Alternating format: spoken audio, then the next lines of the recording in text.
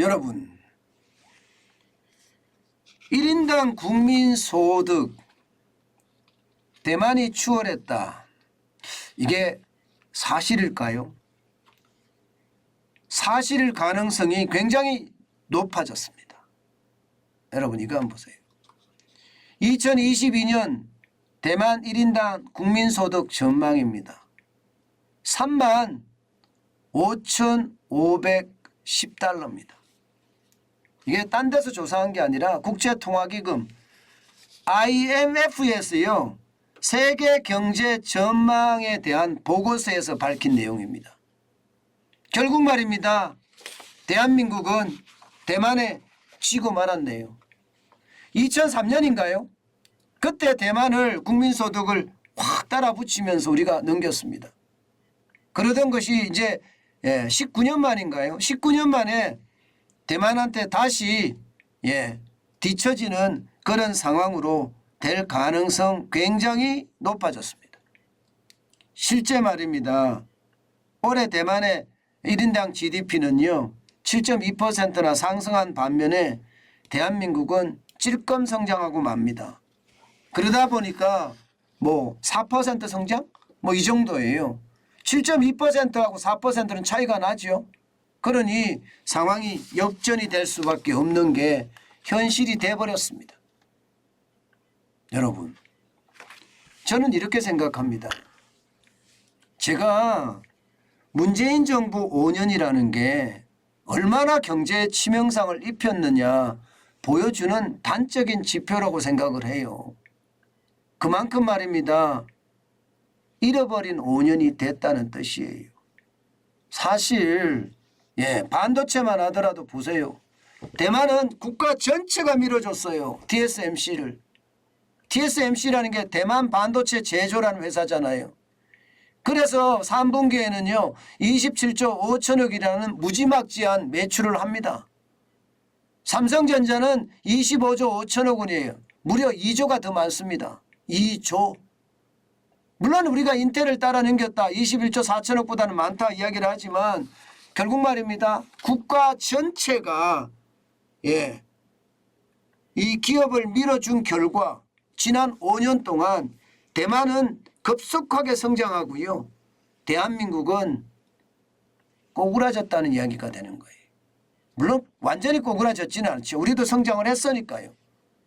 일본보다는 낫다 이런 이야기가 나오기는 해요. 일본보다 낫다. 그렇지만 전체적으로는 대만한테 완전히 밀리는 그런 결과를 가져왔습니다. 제가 문재인 정부에 대해서 자꾸 이야기를 하니까 많은 분들이 저에게 지난 정권의 이야기 왜 해? 이렇게 이야기하지만 우리가 현실은 알아야 되거든요. 현실은요. 기업을 적폐 세력 삼아서 말도 안 되는 소득주도 성장 정책이라는 실험 정책을 5년 동안 굽히지 않았기 때문입니다. 그래서 잃어버린 5년이 된 거예요. 저는 그 충격이 말입니다. 5년에 그치지 않고 앞으로도 한참 갈 거라고 예상이 들어요. 사실 대만의 차이잉원인가 차이잉원 총통이 실제로 이렇게 이야기했습니다. 대한민국 오래 넘어설 거다. 그 정도로 대만이 강해졌다. 이렇게 자신만만하게 이야기했거든요. 그 자신만만하게 이야기한 것이 현실이 된 거예요. 현실이. 물론 뭐 일본을 이겼다. 일본은 우리가 이겼다. 이렇게 봅니다. 지금 보시는 것처럼 대만은요. 35,510달러입니다. 그런데 일본은요. 3만입니다. 4,370달러예요. 그리고 대한민국은 33,590달러입니다. 왜 일본을 이겼다 이런 말이 나오나 하면요. 이게 엔화가 떨어졌을 때는 우리보다 밑으로 내려옵니다. 엔화가 올라갔을 때는 그러니까 엔달러 환율이 이게 올라가잖아요. 그러면 우리부터 밑으로 내려오고요. 달러로 환산하니까. 이게 반대로 엔달러 환율이 내려가면 우리보다 올라갑니다. 결론적으로 말하면 이게 추월이 아니에요. 말이 추월이다 이 말이지 실질적으로 보면 34,330원이고 우리는 33,590원이잖아요. 결국은 말입니다. 결국은 꼴찌가 된 거예요. 꼴찌가 된 겁니다. 일본에 잃어버린 20년이 있다면 대한민국에는 잃어버린 5년이 있었던 거죠. 사실 일본은요. 우리보다 굉장히 크게 위기감을 가지고 있습니다. 우리보다 굉장히 크게 위기감을 가지고 있어요. 실제 여러분 일본의 경제 석학이라고 이야기하는 노구치 유키오 교수 말입니다. 노구치 유키오 교수는요. 그렇게 이야기합니다.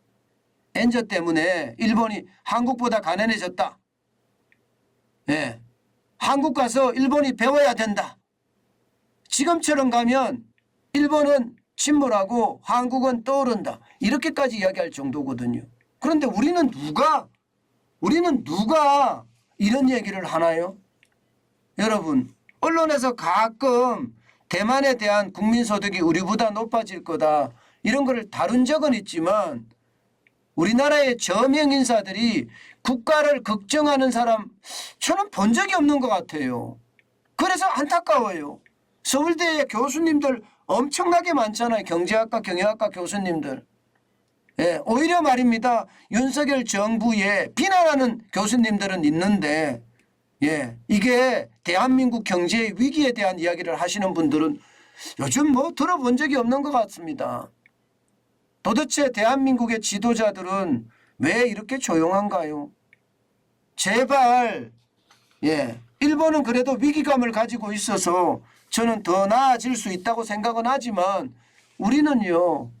그런 위기감에 대한 이야기가 나오지 않는다는 게 더 위기라고 저는 생각을 합니다. 지금 당장은 뭐 일본을 이긴다 만다 이게 중요한 게 아닙니다. 일본은 위기감을 가지고 있고 우리는 위기감을 가지고 있지 못하다는 것 여기에 저는 큰 괴리가 있다고 생각을 합니다. 이미 대만은 앞서 나가기 시작했어요. 이제는 자칫 잘못하면 지금 같은 이런 상황이라면요. 절대 대만 못 따라갈 거예요. 온 국민이 한마음 한뜻으로 똘똘 뭉쳐야지만이 가능한 일인데 지금처럼 말입니다. 갈라지고 찢어지고 분쇄된 상태에서 과연 우리가 대만을 다시 따라갈 수 있을까요? 저는 안타깝게 그지없습니다. 예, 제발 대한민국의 지도자분들이 대한민국의 경제 좀 더 나아가서는 대한민국의 위기 저는 가져야 된다고 생각해요.